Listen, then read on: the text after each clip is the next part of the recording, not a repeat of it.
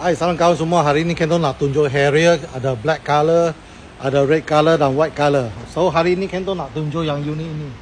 Ini adalah 2021 year Z spec dan juga dia adalah 5 AB condition. Follow Kento. Okay, ini unik lah. Dia putih. Of course 19 inch rim. For Z spec dia ada moonroof. Okay, dia ada door visor. Siap ada BSM dan okay, ini JPL untuk Z spec dan DIM digital inner mirror, bukan setiap unit ada, dan HUD of course for the Z spec. So ini bukan full leather package, dia half leather tapi cantik dalam dia. Dan tepi pintu sudah ada protection untuk protection. Dia tak ada garis-garis Ini condition seat belakang dia 5-seater half leather. Dia bukan 2 tone, dia 1 tone je. Black dark grey.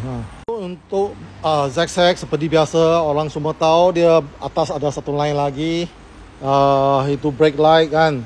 Lagi ada kick sensor. Kalau kunci pada you kick saja dia boleh buka.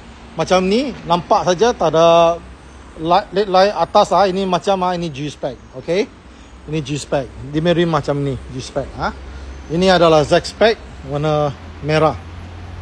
Okey, ini condition 5AB. Sebab berminat untuk Z spec putih ini adalah year 2021 dijual harga 182,000. Kalau nak murah Kento ada, tapi condition lain lah, mileage lain. Sebab berminat nak cuba full loan, boleh lojak Kento. Bye.